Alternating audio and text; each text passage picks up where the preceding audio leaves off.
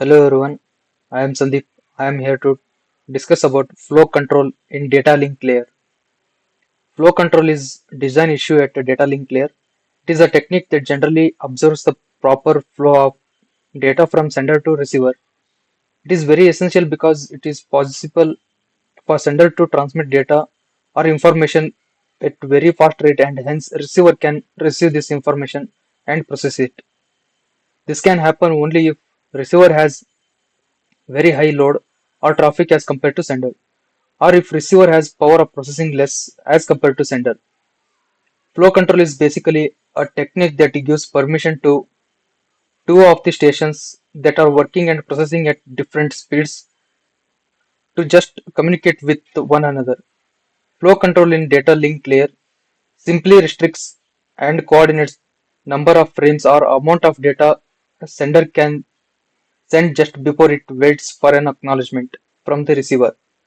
Flow control is actually a set of procedures that explains sender about how much data or frames it can transfer or transmit before data overwhelms a receiver. The receiving device also contains only limited amount of speed and memory to store data. This is why a receiving device should be able to tell or inform the sender about stopping the transmission or transferring the data on temporary basis before it reaches limit. It also needs buffer large block of memory for just storing data or frames until they are processed. Flow control can also be understood as speed matching mechanism for two stations. This is the diagram of the approach of flow control, which is classified at two levels: feedback based flow control, rate based flow control. Let us look into feedback based flow control.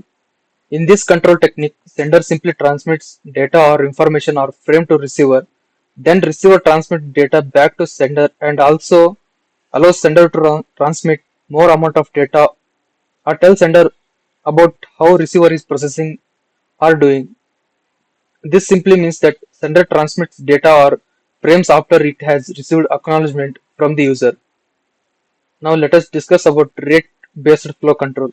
In this control technique, usually when sender sends or transfer data at faster speed to receiver and receiver is not being able to receive data at this speed, then mechanism known as built-in mechanism is in protocol will just limit or restrict overall rate at which data or information is being transferred or transmitted by the sender without any feedback or acknowledgement from the receiver. Techniques of flow control in data link layer. There are basically two types of techniques being developed to control the flow of the data that are stop and wait flow control, sliding window flow control. Stop and wait flow control. This method is the easiest and simplest form of flow control. In this method, basically message or data is broken down into various multiple frames and then receiver indicates it readiness to receive frames of the data. When acknowledgement is received, then only sender will send or transfer the next frame. This process is continued transmits until sender transmit end of transmission frame. In this method, only one of the frames can be transmission at a time. It leads to inefficiency, that is less productivity if propagation delay is very much longer than the transmission delay. And ultimately, in this method, sender send signal frame or receiver take one frame at a time and send acknowledgement for new frame. The advantages of this method are this method is very easiest and simple and each of the frame is checked and acknowledged well. This method is also very accurate. Disadvantages are this method is very fairly slow. In this, only one packet or frame can be sent at a time. It is very inefficient and makes the transmission process very slow. Next, we'll discuss about sliding window flow control. This method is required to be reliable in order delivery of packets or frames is very much needed like in data link layer. It is point-to-point protocol that assumes that none of the other entity tries to communicate until current data or frame transfer gets completed. In this method, sender transmits or sends various frames or packets before receiving any acknowledgement. In this method, both the sender and receiver agree upon total number of data frames after which acknowledgement is needed to be transmitted. Data link layer requires and uses this method that simply allows sender to have more than one acknowledged packet in flight at a time.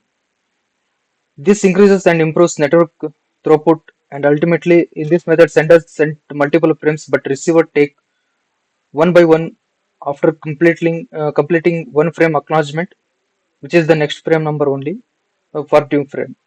Advantages of this method are it performs much better than stop and wait flow control. This method increases efficiency. Multiple frames can be sent one after another.